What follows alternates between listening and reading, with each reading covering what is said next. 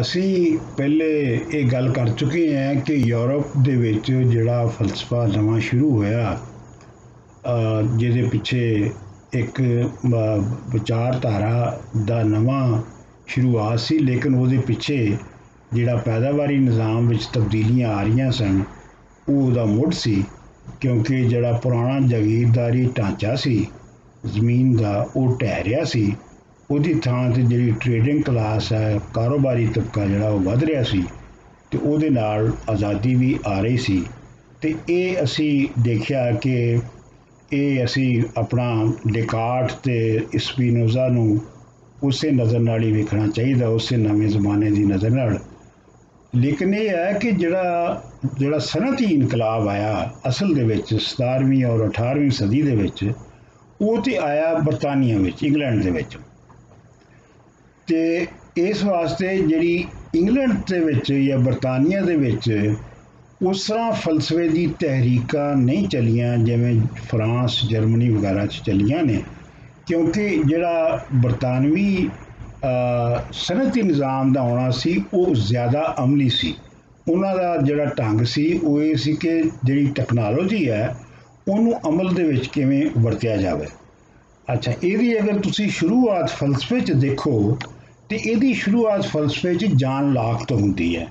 ਜਾਨ ਲਾਕ ਜਿਹੜਾ ਹੈ ਉਹਨੂੰ ਇੰਪੀਰੀਸਿਜ਼ਮ ਦਾ, ਦਿਖਣਵਾਦ ਦਾ, ਜਾਂ ਬਾਜ਼ ਸਾਡੇ ਦੋਸਤਾਂ ਨੇ ਕਿਹਾ ਦਾ ਤਰਜਮਾ ਤੱਕਣਵਾਦ ਕਰੋ, ਤੱਕਣਵਾਦ ਤੋਂ ਸ਼ੁਰੂ ਹੁੰਦਾ ਹੈ ਅਤੇ ਉਸ ਤੋਂ ਅੱਗੇ ਵੱਧਦਾ ਹੈ।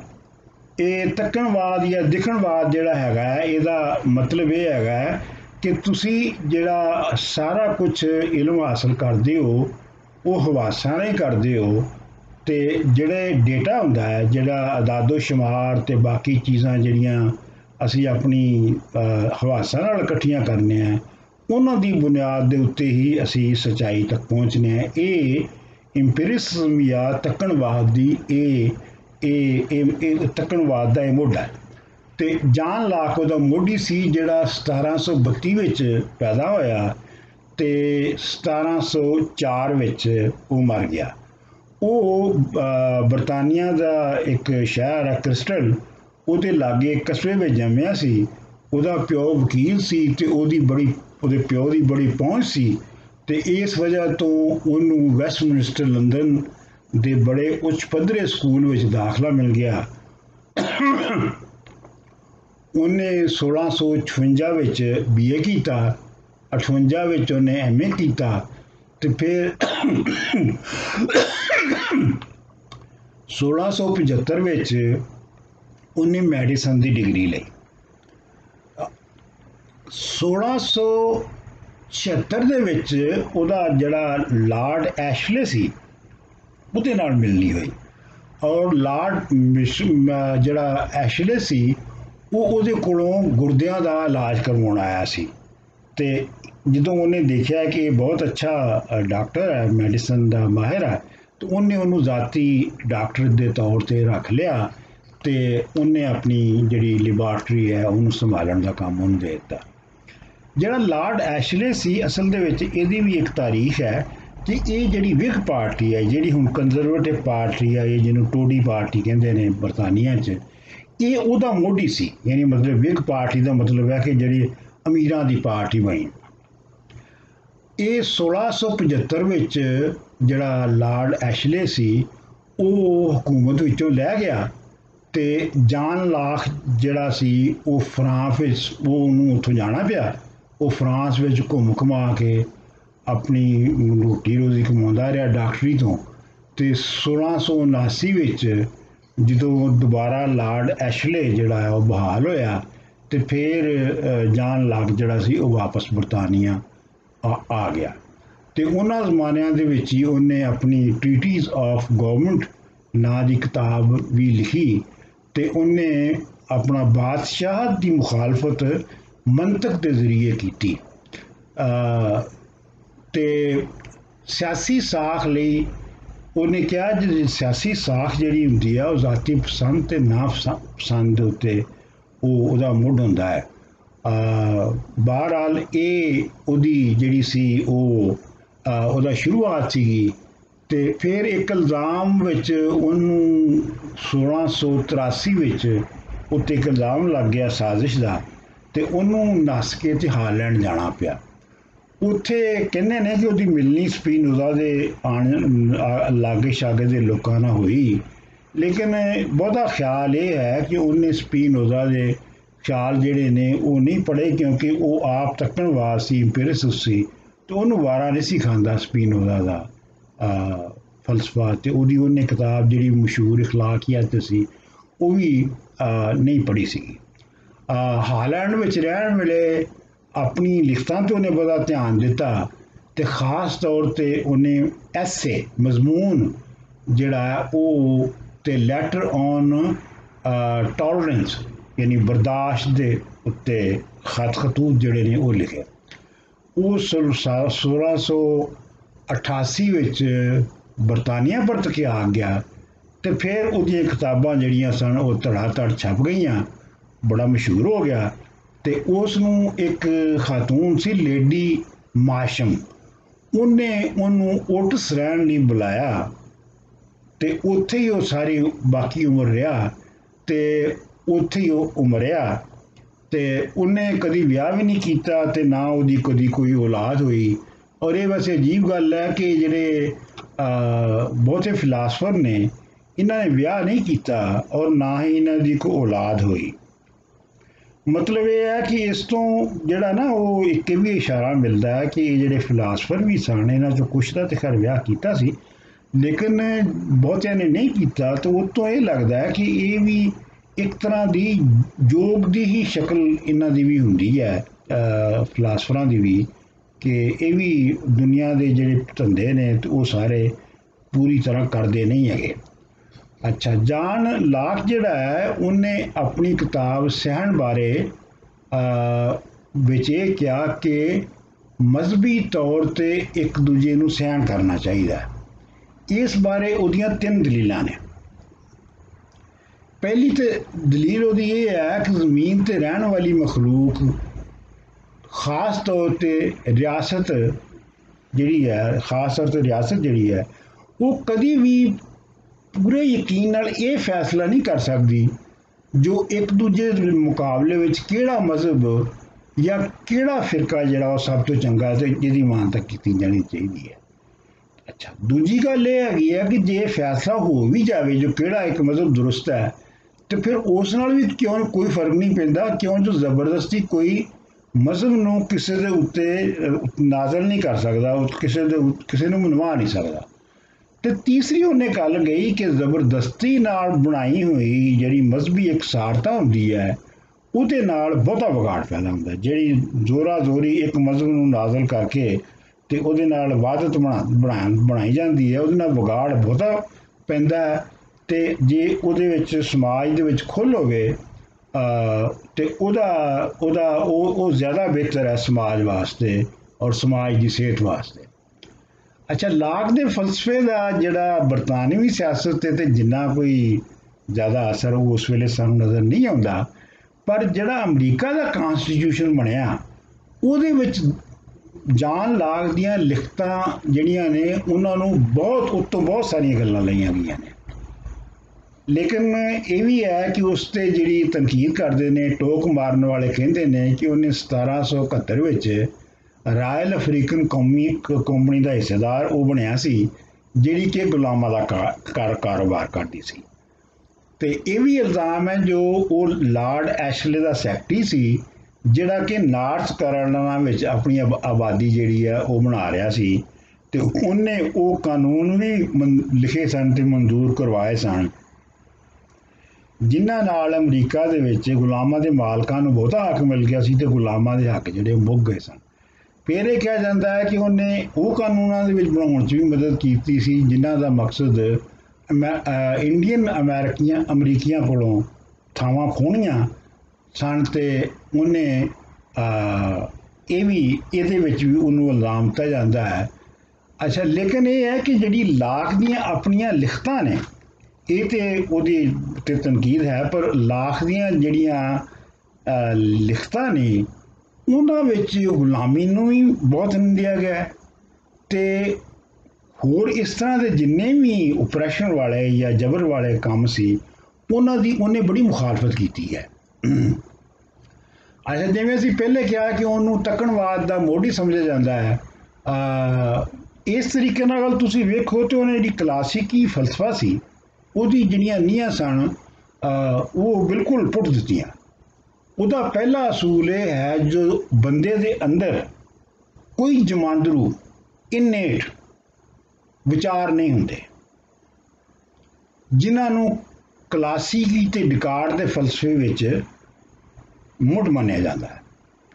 ਲਾਕ ਦੇ ਮੁਤਾਬਕ ਬੰਦਾ ਜਦੋਂ ਜੰਮਦਾ ਹੈ ਤੇ ਉਸ ਦੇ ਜ਼ਿਹਨ ਦੀ ਸਲੇਟ ਬਿਲਕੁਲ ਸਾਫ਼ ਹੁੰਦੀ ਹੈ ਤੇ ਬਾਹਰ ਦੇ ਤਜਰਬਿਆਂ ਨਾਲ ਉਸ ਦਾ ਮੁੱਢ ਵੱਜਦਾ ਹੈ ਉਹਦੇ ਵਿਚਾਰਾਂ ਦਾ। ਲਾਕ ਕਹਿੰਦਾ ਜੋ ਸੋਚਣ ਵਾਲੀ ਜਿਹੜੀ ਸ਼ੈ ਵੀ ਹੋਵੇ ਉਹ ਖਿਆਲ ਹੈ। ਖਿਆਲ ਦੇ ਬਾਰੇ 'ਚ ਉਹਦਾ ਕਹਿਣਾ ਕਿ ਜਿਹੜੀ ਵੀ ਸੋਚਣ ਵਾਲੀ ਸ਼ੈ ਹੋਵੇ ਉਹ ਖਿਆਲ ਹੈ। ਤੇ ਤਜਰਬਾ ਦੋ ਤਰ੍ਹਾਂ ਦਾ ਹੁੰਦਾ ਹੈ। ਇੱਕ ਤੇ ਹਵਾਸੀ ਤਜਰਬਾ ਹੁੰਦਾ ਜਿਹੜਾ ਸਾਨੂੰ 5 ਹਵਾਸਾਂ ਨਾਲ ਮਿਲਦਾ ਹੈ ਤੇ ਦੂਜਾ ਸਮਝ ਮਤ ਨਾਲ ਮਿਲਦਾ ਹੈ। ਅੱਛਾ, ਇਸ ਵਿੱਚ ਜਿਹੜੀ ਉਹਦਾ ਇਹ ਕਹਿਣਾ ਹੈ ਕਿ ਜਿਹੜੀ ਸਾਡੀ ਪਹਿਲੀ ਸਟੇਜ ਤੇ ਜਿਹੜੀ ਸਾਡੇ ਕੋਲ ਇਨਫੋਰਮੇਸ਼ਨ ਆਉਂਦੀ ਹੈ ਉਹ ਹਵਾਸਾਂ ਰਾਹੀਂ ਆਉਂਦੀ ਹੈ ਤੇ ਉਹ ਫਿਰ ਹੌਲੀ ਹੌਲੀ ਉਹਦੇ ਨਾਲ ਬੰਦੇ ਦੇ ਵਿਚਾਰ ਜਿਹੜੇ ਨੇ ਉਹ ਬਣਦੇ ਨੇ ਤੇ ਉਹ ਵਿਚਾਰ ਜਿਹੜੇ ਨੇ ਉਹਨਾਂ ਦੇ ਨਾਲ ਫਿਰ ਉਹ ਸੋਚਦਾ ਹੈ। ਲਾਕ ਦਾ ਖਿਆਲਾਂ ਬਾਰੇ ਨਜ਼ਰੀਆ ਜਿਹੜਾ ਹੈ ਉਹ ਐਟਮੀ ਕੈਪਸੂਲ ਵਰਗਾ ਹੈ। ਮਤਲਬ ਇਹ ਜੋ ਜਿਵੇਂ ਇੱਕ ਐਟਮ ਦੇ ਨਾਲ ਜਿਵੇਂ ਦੁਨੀਆ ਇੱਕ ਐਟਮ ਦੇ ਨਾਲ ਬਣਦੀ ਹੈ ਜਾਂ ਇੱਕ ਐਟਮ ਦੇ ਨਾਲ ਬਣਦੀ ਹੋਈ ਚੱਲਦੀ ਹੈ, ਇਸੇ ਤਰ੍ਹਾਂ ਉਹਦਾ ਖਿਆਲ ਹੈ ਕਿ ਜਿਹੜੇ ਖਿਆਲ ਨੇ ਵਿਚਾਰ ਜਿਹੜੇ ਨੇ ਉਹ ਵੀ ਇੱਕ ਐਟਮ ਦੀ ਤਰ੍ਹਾਂ ਹੀ ਨੇ ਜਿਹੜੇ ਇੱਕ ਦੂਜੇ ਨਾਲ ਜੁੜਦੇ ਨੇ। ਅੱਛਾ, ਉਹ ਕਹਿੰਦਾ ਕਿ ਖਿਆਲ ਜਿਹੜੇ ਨੇ ਉਹ ਕਹਿਰੇ ਵੀ ਹੋ ਸਕਦੇ ਨੇ ਤੇ ਪੇਸ਼ਵੇ ਵੀ। ਅਸੀਂ ਕਹਿਰੇ ਖਿਆਲ ਪੈਦਾ ਨਹੀਂ ਕਰ ਸਕਦੇ ਜਾਂ ਅਸੀਂ ਕਹਿਰੇ ਖਿਆਲ ਨਹੀਂ ਅਸੀਂ ਪੈਦਾ ਕਰ ਸਕਦੇ। ਮਤਲਬ ਇਹ ਹੈ ਕਿ ਜਿਹੜੇ ਕਹਿਰੇ ਖਿਆਲ ਨੇ ਉਹ ਨੇ ਜਿਹੜੇ ਕਿ ਸਾਹਮਣੇ ਸਾਨੂੰ ਜੋ ਚੀਜ਼ਾਂ ਨਜ਼ਰ ਆਉਂਦੀਆਂ ਨੇ ਉਹ ਸਾਡੇ ਕਹਿਰੇ ਖਿਆਲ ਬਣ ਜਾਂਦੇ ਨੇ।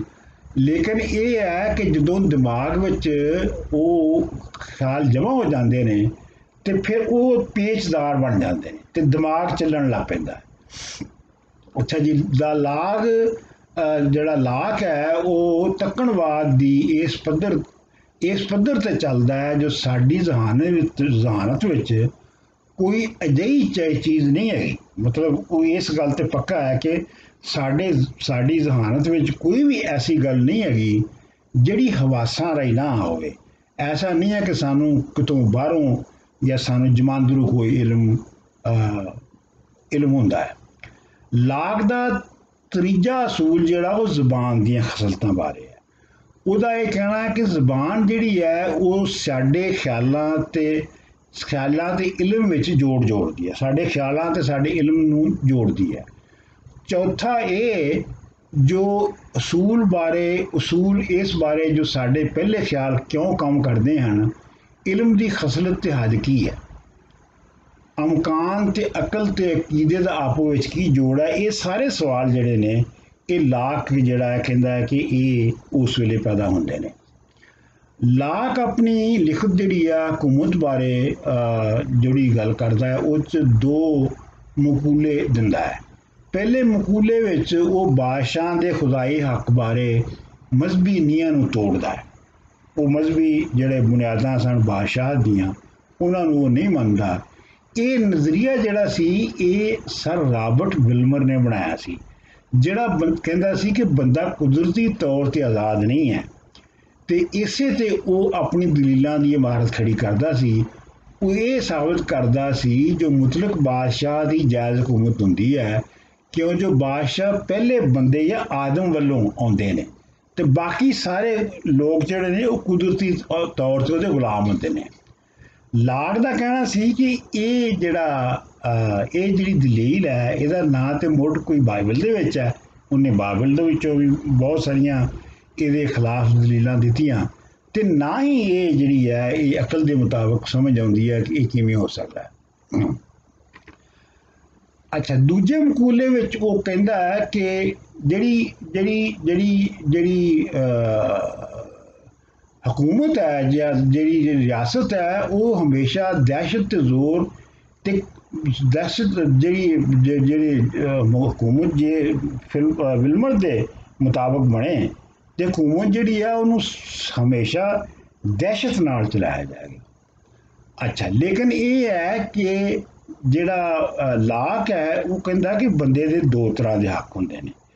ਇੱਕ ਤੇ ਉਹਦੇ ਬੁਨਿਆਦੀ ਹੱਕ ਨੇ, ਮਸਲਨ ਉਹਦੇ ਬੁਨਿਆਦੀ ਹੱਕਾਂ ਦੇ ਵਿੱਚ ਉਹਦਾ ਜ਼ਿੰਦਾ ਰਹਿਣਾ, ਉਹਦਾ ਆਪਣੇ ਆਪ ਨੂੰ ਕਾਇਮ ਰੱਖਣਾ, ਆਪਣੀ ਬੋਲਣ ਦੀ ਆਜ਼ਾਦੀ ਰੱਖਣਾ, ਤੇ ਇਹ ਸਾਰੀਆਂ ਗੱਲਾਂ ਸ਼ਾਮਲ ਨੇ। ਇਹ ਬੰਦੇ ਦੀ ਆਪਣੀ ਆਜ਼ਾਦੀ ਹੈ। ਲੇਕਿਨ ਉਹ ਕਹਿੰਦਾ ਹੈ ਕਿ ਜਿਹੜਾ ਬੰਦਾ ਹੈ ਉਹਦਾ ਮੁਸਤਕਬਲ ਜਿਹੜਾ ਹੈ ਉਹ ਬੜਾ ਰੌਲੇ ਵਿੱਚ ਹੋ ਸਕਦਾ ਹੈ, ਔਰ ਉਸ ਰੌਲੇ ਤੋਂ ਬਚਣ ਲਈ ਜਿਹੜੀ ਹੈ ਉਹ ਰਿਆਸਤ ਜਿਹੜੀ ਹੈ ਉਹ ਅਮਲ ਦੇ ਵਿੱਚ ਆਉਂਦੀ ਹੈ। ਬੰਦਾ ਜਿਹੜਾ ਹੈ ਉਹ ਆਪਣੇ ਜਿਹੜੇ ਜ਼ਾਤੀ ਹੱਕ ਹੁੰਦੇ ਨੇ ਉਹਨਾਂ ਵਿੱਚੋਂ ਕੁਝ ਹੱਕ ਜਿਹੜੇ ਨੇ ਉਹ ਛੱਡ ਦਿੰਦਾ ਹੈ ਤੇ ਉਹ ਹੱਕ ਜਿਹੜੇ ਨੇ ਉਹ ਰਿਆਸਤ ਨੂੰ ਦੇ ਦਿੰਦਾ ਹੈ। ਇਹਨੂੰ ਹੀ ਜੇ ਤੁਸੀਂ ਕਹੋ ਤੇ ਇਹੋ ਹੀ ਜਿਹੜਾ ਹੈ ਇਹ ਜਿਹਨੂੰ ਕਹਿੰਦੇ ਆ ਅਸੀਂ ਸੋਸ਼ਲ ਕੰਟਰੈਕਟ ਹੈ ਜਿਹੜਾ ਉਹ ਇਹੋ ਹੀ ਹੈ ਕਿ ਬੰਦਾ ਆਪਣੇ ਕੁਛ ਹੱਕ ਜਿਹੜੇ ਨੇ ਉਹ ਛੱਡ ਦਿੰਦਾ ਹੈ ਤੇ ਉਹ ਰਿਆਸਤ ਦੇ ਹੱਕ ਕੁਛ ਮੰਨ ਲੈਂਦਾ ਉਹਦੇ ਵਿੱਚ, ਤੇ ਉਹਨਾਂ ਦੇ ਦਰਮਿਆਨ ਇੱਕ ਜਿਹੜੀ ਸਾਂਝ ਬਣਦੀ ਹੈ ਰਿਆਸਤ ਔਰ ਬੰਦੇ ਦੇ ਹੱਕਾਂ ਦੇ ਦਰਮਿਆਨ, ਉਹਨੂੰ ਅਸੀਂ ਸੋਸ਼ਲ ਕੰਟਰੈਕਟ ਕਹਿੰਦੇ ਆ। ਅੱਛਾ ਲਾਕ ਇਹ ਵੀ ਮੰਨਦਾ ਸੀ ਕਿ ਜਿਹੜਾ ਬੰਦਾ ਹੈ ਉਹਨੂੰ ਖੁਦਾ ਨੇ ਪੈਦਾ ਕੀਤਾ, ਉਹ ਖੁਦਾ ਦੀ ਜਾਇਦਾਦ ਹੈ। ਖੁਦਾ ਨੇ ਇਸ ਮਕਸਦ ਲਈ ਉਹਨੂੰ ਪੈਦਾ ਕੀਤਾ ਹੈ ਜੋ ਅਸੀਂ ਇੱਕ ਬੰਦੇ ਜਾਂ ਇੱਕ ਨਸਲ ਦੇ ਤੌਰ ਤੇ ਆਪਣੇ ਆਪ ਨੂੰ ਸਾਂਭ ਸਕੀਏ। ਜੇਕਰ ਆਪਣੇ ਆਪ ਨੂੰ ਸਾਂਭਣਾ ਮਕਸਦ ਹੈ ਤੇ ਫਿਰ ਉਹਦੇ ਵਸੀਲੇ ਕੀ ਹੋਣਗੇ। ਲਾਕ ਦਾ ਕਹਿਣਾ ਇਹ ਹੈ ਕਿ ਜੋ ਇਹ ਜ਼ਿੰਦਗੀ, ਆਜ਼ਾਦੀ, ਸਿਹਤ ਤੇ ਜਾਇਦਾਦ ਦਾ ਹੱਕ ਹੈ, ਇਹ ਜ਼ਾਤੀ ਹੱਕ ਹੈ ਬੰਦੇ ਨੂੰ ਜਿਹੜਾ ਮਿਲਦਾ ਹੈ। ਅੱਛਾ ਉਸ ਦਾ ਕਹਿਣਾ ਹੈ ਕਿ ਕੁਦਰਤ ਦੇ ਕਾਨੂੰਨ ਦੇ ਮੁਤਾਬਕ ਕੁਦਰਤ ਦੇ ਕਾਨੂੰਨ ਜਿਹੜੇ ਨੇ ਉਹ ਅਕਲ ਰਾਹੀਂ ਸਮਝੇ ਜਾਂਦੇ ਨੇ ਔਰ ਅਕਲ ਰਾਹੀਂ ਆਪਣਾ ਵਿਖਾਲਾ ਕਰਦੇ ਨੇ। ਤੇ ਸਾਡੇ ਲਈ ਸਭ ਤੋਂ ਬੁਨਿਆਦ ਇਹ ਗੱਲ ਹੈਗੀ ਆ। ਜੇ ਇਹ ਨਾ ਹੋਵੇ ਤੇ ਕੋਈ ਵੀ ਕਾਨੂੰਨ ਨੂੰ ਨਾ ਨਹੀਂ ਮੰਨੇਗਾ, ਕਿਉਂਕਿ ਜੇ ਅਕਲ ਦੇ ਵਿੱਚ ਨਹੀਂ ਆਉਂਦਾ ਕਾਨੂੰਨ ਤੇ ਫਿਰ ਉਹਨੂੰ ਕਿਉਂ ਮੰਨਿਆ ਜਾਏਗਾ। ਜੇ ਸੋਚੋ ਜੋ ਤੁਹਾਡੇ ਆਪਣੇ ਲਈ ਤੇ ਦੂਜਿਆਂ ਦੀ ਬਰਾਬਰ ਲਈ ਕੀ ਜ਼ਰੂਰੀ ਹੈ ਤੇ ਉਹ ਨਤੀਜਾ ਨਿਕਲੇਗਾ ਕਿ ਜਿਹੜਾ ਅਸੀਂ ਉੱਤੇ ਦੱਸ ਚੁੱਕੇ ਹਾਂ ਕਿ ਸੋਸ਼ਲ ਕੰਟਰੈਕਟ ਬਣੇਗਾ ਤੇ ਇੱਕ ਦੇ ਤਾਂ ਕੁਛ ਹੱਕ ਜਿਹੜੇ ਨੇ ਬੰਦੇ ਦੇ ਨੂੰ ਆਪਣੇ ਛੱਡ ਕੇ ਤੇ ਉਹਨੂੰ ਰਿਆਸਤ ਨੂੰ ਦੇਣੇ ਪੈਣਗੇ। ਲਾਕ ਦਾ ਜੰਗ ਤੇ ਗੁਲਾਮੀ ਬਾਰੇ ਵੀ ਕਹਿੰਦਾ ਹੈ। ਉਹ ਉਸ ਦੇ ਮੁਤਾਬਕ ਜੰਗ ਉਦੋਂ ਹੁੰਦੀ ਹੈ ਜਦੋਂ ਕੋਈ ਇੱਕ ਦੂਜੇ ਦੀ ਜ਼ਿੰਦਗੀ ਦੇ ਹੱਕ ਨੂੰ ਖੋਹਣਾ ਚਾਹੁੰਦਾ ਹੈ। ਇਸ ਬਾਰੇ ਵਿੱਚ ਉਹ ਹਾਫਸ ਦਾ ਜਿਹੜਾ ਨਜ਼ਰੀਆ ਸੀ ਉਹਨੂੰ ਨਹੀਂ ਮੰਨਦਾ ਜੋ ਕੁਦਰਤ ਤੇ ਜੰਗ ਦਾ ਆਪੋ ਵਿੱਚ ਜੋੜ ਹੈ। ਉਹਦਾ ਕਹਿਣਾ ਸੀ ਜੋ ਕੁਦਰਤੀ ਹੱਕਾਂ ਦੇ ਨਜ਼ਰੀਏ ਨੂੰ ਮੰਨਿਆ ਜਾਵੇ, ਜੇ ਕੁਦਰਤੀ ਹੱਕਾਂ ਨੂੰ ਮੰਨ ਲਿਆ ਜਾਵੇ, ਸਾਰੇ ਬੰਦੇ ਮੰਨਣ ਤੇ ਬੰਦਿਆਂ ਨੂੰ ਇੱਕ ਦੂਜੇ ਨਾਲ ਪਿਆਰ ਕਰਨਾ ਚਾਹੀਦਾ ਹੈ। ਲਾਕ ਦੇ ਨਜ਼ਰੀਏ ਮੁਤਾਬਕ ਹਰ ਜੰਗ ਵਿੱਚ ਇੱਕ ਬੇਗੁਨਾਹ ਤੇ ਦੂਜਾ ਦੋਸ਼ੀ ਹੁੰਦਾ ਹੈ, ਜੋ ਜਿਹੜਾ ਦੂਜੇ ਦੇ ਜੀਵਨ ਦਾ ਹੱਕ ਮਾਰਨਾ ਚਾਹੁੰਦਾ ਹੈ। ਇਹ ਲਾਕ ਦਾ ਖਿਆਲ ਸੀ। ਉਹਦਾ ਗੁਲਾਮੀ ਦੇ ਬਾਰੇ 'ਚ ਵੀ ਇਹੋ ਹੀ ਨਜ਼ਰੀਆ ਸੀ ਕਿ ਕਿਸੇ ਬੰਦੇ ਨੂੰ ਦੂਜੇ ਤੇ ਹੱਕ ਨਹੀਂ ਹੈ ਉਹਨੂੰ ਗੁਲਾਮ ਕਰਨ ਦਾ, ਪਰ ਉਹ ਕਹਿੰਦਾ ਸੀ ਗੁਲਾਮੀ ਜਿਹੜੀ ਹੈ ਉਹ ਇੱਕ ਹੀ ਸੂਰਤ ਵਿੱਚ ਜਾਇਜ਼ ਹੈ ਕਿ ਜਦੋਂ ਜੰਗ ਹੋਵੇ ਤੇ ਜਿਹੜੇ ਜੰਗ ਵਿੱਚ ਬੇਗੁਨਾਹ ਹੋਣ, ਜੇ ਉਹ ਗੁਨਾਹ ਜਿਹੜੇ ਜ਼ਬਰ ਕਰਨ ਵਾਲੇ ਨੇ ਉਹਨਾਂ ਨੂੰ ਉਹ ਜਿੱਤ ਲੈਣ, ਉਹਨਾਂ ਨੂੰ ਆਪਣਾ ਗੁਲਾਮ ਬਣਾ ਲੈਣ ਤੇ ਉਹ ਗੁਲਾਮੀ ਜਾਇਜ਼ ਹੈ। ਹੋਰ ਕਿਸੇ ਤਰ੍ਹਾਂ ਦੀ ਗੁਲਾਮੀ ਵੀ ਜਿਹੜੀ ਹੈ ਉਹ ਜਾਇਜ਼ ਨਹੀਂ ਹੈ। ਇਹਦੇ ਬਾਰੇ 'ਚ ਪਿਛਲੀਆਂ ਸਦੀਆਂ ਵਿੱਚ ਕਾਫੀ ਕੁਝ ਲਿਖਿਆ ਗਿਆ ਹੈ ਤੇ ਇਹਦੇ ਵਿੱਚ ਫਿਰ ਮੈਂ ਕਹਾਂਗਾ ਕਿ ਲਾਕ ਜਿਹੜਾ ਹੈ ਉਹਦੇ ਦੋਗਲੇਪਨ ਦੀ ਗੱਲ ਕੀਤੀ ਜਾਂਦੀ ਹੈ ਕਿ ਉਹ ਹਿੱਸਾ ਵੀ ਲੈਂਦਾ ਸੀ ਜਿਹੜੇ ਗੁਲਾਮਾਂ ਦੀ ਤਜਾਰਤ ਦੇ ਵਿੱਚ, ਤੇ ਉਹ ਗੁਲਾਮੀ ਦੇ ਖਿਲਾਫ ਵੀ ਲਿਖਦਾ ਸੀ। ਅੱਛਾ, ਹੁਣ ਸਵਾਲ ਇਹ ਹੈ ਕਿ ਜਿਹੜਾ ਲਾਕ ਹੈ ਉਹਦਾ ਜ਼ਾਤੀ ਮਾਲਕੀ ਦੇ ਬਾਰੇ 'ਚ ਕੀ ਖਿਆਲ ਸੀ, ਕਿਉਂਕਿ ਇਹ ਵੀ ਇੱਕ ਬਹੁਤ ਮੁੱਢਲਾ ਮਸਲਾ ਹੈ ਜਿਹੜਾ ਅੱਗੇ ਜਾ ਕੇ ਮੁਆਸ਼ੀਆਤ ਦੇ ਵਿੱਚ ਸਾਨੂੰ ਨਜ਼ਰ ਆਵੇਗਾ। ਤੇ ਲਾਕ ਆਪਣੇ ਨਜ਼ਰੀਏ ਨੂੰ ਇੱਥੋਂ ਸ਼ੁਰੂ ਕਰਦਾ ਹੈ ਜੋ ਖੁਦਾ ਨੇ ਸਭ ਬੰਦਿਆਂ ਨੂੰ ਸਾਂਝੀ ਜ਼ਮੀਨ ਦਿੱਤੀ ਹੈ।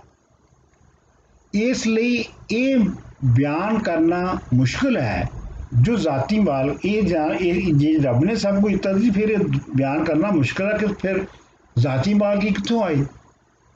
ਉਹ ਕਹਿੰਦਾ ਹੈ ਜੋ ਸਾਡਾ ਫਰਜ਼ ਹੈ ਜੋ ਅਸੀਂ ਜ਼ਮੀਨ ਨੂੰ ਬੰਦੇ ਦੇ ਫਾਇਦੇ ਤੇ ਸਹੂਲਤ ਲਈ ਵਰਤੀਏ। ਫਿਰ ਸਵਾਲ ਇਹ ਹੈ ਜੋ ਇਹ ਸਾਂਝੇ ਸਟੋਰ ਵਿੱਚੋਂ ਕਿਉਂ ਜ਼ਾਤੀ ਮਾਲਕੀ ਬਣਾਏਗੀ। ਲਾਕ ਇਹ ਗੱਲ ਮੰਨਦਾ ਹੈ ਜੋ ਜ਼ਾਤੀ ਮਾਲਕੀ ਸਭ ਬੰਦਿਆਂ ਦੀ ਸਾਂਝੇ ਫੈਸਲੇ ਨਾਲ ਨਹੀਂ ਬਣੀ। ਇਹ ਕੋਈ ਲੋਕਾਂ ਨੇ ਆਪਸ ਵਿੱਚ ਸਾਂਝਾ ਫੈਸਲਾ ਨਹੀਂ ਸੀ ਕੀਤਾ ਕਿ ਬੰਦਿਆਂ ਨੂੰ ਜ਼ਾਤੀ ਮਾਲਕੀ ਹੋਣੀ ਚਾਹੀਦੀ ਹੈ, ਬਲਕਿ ਤਗੜਿਆਂ ਨੇ ਜਿਹੜਾ ਹੈ ਉਹ ਕਬਜ਼ਾ ਕਰਕੇ ਤੇ ਮਾੜਿਆਂ ਦੇ ਉੱਤੇ ਇਹ ਥੱਪੀ ਸੀ। ਬੰਦਾ ਉਹਦੇ ਮੁਤਾਬਕ ਜੋ ਬੰਦਾ ਜੋ ਆਪਣੀ ਮਿਹਨਤ ਨਾਲ ਕਰਦਾ ਹੈ ਉਹ ਹੀ ਉਹਦਾ ਹੁੰਦਾ ਹੈ ਜਾਂ ਉਹ ਹੀ ਉਹਦਾ ਹੋਣਾ ਚਾਹੀਦਾ। ਮਿਸਾਲ ਦੇ ਤੌਰ ਤੇ ਜੇ ਤੁਸੀਂ ਬੇਰੀ ਤੋਂ ਬੇੜ ਤੋੜ ਲਓ ਤੇ ਉਹ ਤੁਹਾਡੀ ਮਿਹਨਤ ਦੇ ਬਦਲੇ ਉਹ ਤੁਹਾਡੀ ਜਾਇਦਾਦ ਹੋ ਗਈ ਆ, ਉਹ ਤੇ ਤੁਹਾਡਾ ਹੱਕ ਹੋ ਗਿਆ। ਸੋ ਇਹਦਾ ਮਤਲਬ ਇਹ ਹੈ ਜੋ ਜਿੰਨੀ ਅਸੀਂ ਮਿਹਨਤ ਕਰੀਏ, ਜਿੰਨੀ ਚੀਜ਼ ਦੇ ਉੱਤੇ ਮਿਹਨਤ ਕਰੀਏ, ਉਨੀ ਉਹਦੇ ਉੱਤੇ ਸਾਡਾ ਹੱਕ ਹੈ, ਉਸ ਤੋਂ ਵੱਧ ਹੱਕ ਨਹੀਂ ਹੈ। ਲਾਕ ਦਾ ਮੁੱਢਲਾ ਵਿਚਾਰ ਇਹ ਹੈ ਜੋ ਬੰਦੇ ਦੀ ਮਾਲਕੀ ਉਹਦੀ ਮਿਹਨਤ ਜਾਂ ਕਰਤ ਹੈ। ਅਸਲ 'ਚ ਮਾਲਕੀ ਮਿਹਨਤ ਹੈ ਬੰਦੇ ਦੀ ਤੇ ਉਹਦੀ ਕਰਮ ਕਰਨ ਦੀ ਸਲਾਹੀਅਤ ਹੈ। ਕਿਉਂ ਜੇ ਇਸੇ ਦੇ ਨਾਲ ਹੀ ਜਿਹੜੀਆਂ ਕੁਦਰਤ ਦੀਆਂ ਛਾਵਾਂ ਨੇ ਉਹਨਾਂ ਨੂੰ ਵਰਤਣ ਦੇ ਤੇ ਕਾਬਲੇ ਕਦਰ ਬਣਾਇਆ ਜਾਂਦਾ ਹੈ। ਅੱਛਾ, ਇਹ ਇਸੇ ਨੂੰ ਸਾਹਮਣੇ ਰੱਖਦਿਆਂ ਲਾ ਕੁਝ ਜਿਹੜੀ ਮਲਕੀਅਤ ਉੱਤੇ ਸ਼ਰਤਾਂ ਵੀ ਰੱਖਦਾ ਹੈ। ਉਹ ਕਹਿੰਦਾ ਕਿ ਪਹਿਲੀ ਤੋਂ ਇਹ ਕਹਿੰਦਾ ਜੋ ਬੰਦਾ ਆਪਣੀ ਵਰਤੋਂ ਲਈ ਜਿੰਨਾ ਚਾਹੇ ਉਹ ਲੈ ਸਕਦਾ ਹੈ। ਇਸ ਤੋਂ ਪਹਿਲਾਂ ਜੋ ਇਸ ਮਤਲਬ ਇਹ ਹੈ ਕਿ ਜਿੰਨੀ ਉਹਦੀ ਵਰਤੋਂ ਚਾਹੇ ਉਨੀ ਲੈ ਲਵੇ ਤੇ ਜਿਹੜੀ ਵੱਧ ਹੈ ਉਹਨੇ ਤੇ ਸਾੜੀ ਜਾਣਾ, ਇਸ ਲਈ ਉਹਦੀ ਪਰਵਾਹ ਨਾ ਕਰੇ। ਇਸ ਤਰ੍ਹਾਂ ਉਹ ਜ਼ਾਤੀ ਮਾਲਕੀ ਦੀ ਹੱਦ ਵੀ ਬਣਾ ਸਕਦਾ ਹੈ ਕਿ ਜਿੰਨਾ ਉਹਦੀ ਲੋੜ ਤੋਂ ਵੱਧ ਹੈ ਉਹ ਦੂਜਿਆਂ ਦਾ ਹੈ, ਜਿੰਨਾ ਇੱਕ ਬੰਦੇ ਦੀ ਆਪਣੀ ਲੋੜ ਤੋਂ ਵੱਧ ਹੈ। ਇੱਥੇ ਲਾਕ ਸਿਰਫ ਇੱਕ ਸ਼ਿਕਾਰ ਤੇ ਖੁਰਾਕ ਇਕੱਠੀ ਜਮ੍ਹਾਂ ਕਰਨ ਵਾਲੇ ਸਮਾਜ ਦੀ ਗੱਲ ਕਰ ਰਿਹਾ ਹੈ। ਫਿਰ ਅੱਗੇ ਜਾ ਕੇ ਉਹ ਜ਼ਰਾਤ ਦੀ ਔਰ ਵਾਈ ਬੀਜੇ ਸਮਾਜ ਦੀ ਵੀ ਗੱਲ ਕਰਦਾ ਹੈ ਤੇ ਇਹ ਸਵਾਲ ਚੁੱਕਦਾ ਹੈ ਜੋ ਬਿਜਾਈ ਦਾ ਜਾਂ ਵਾਈ ਦਾ ਜਾਂ ਜ਼ਰਾਤ ਦਾ ਵਾਰਾ ਆਉਣ ਤੇ ਉਸ ਪੀਰੀਅਡ ਦੇ ਆਉਣ ਨਾਲ ਜ਼ਮੀਨ ਕਿੰਨੀ ਰੱਖੀ ਜਾ ਸਕਦੀ ਹੈ ਤੇ ਕਿੰਨੀ ਨਹੀਂ ਰੱਖੀ ਜਾ ਸਕਦੀ।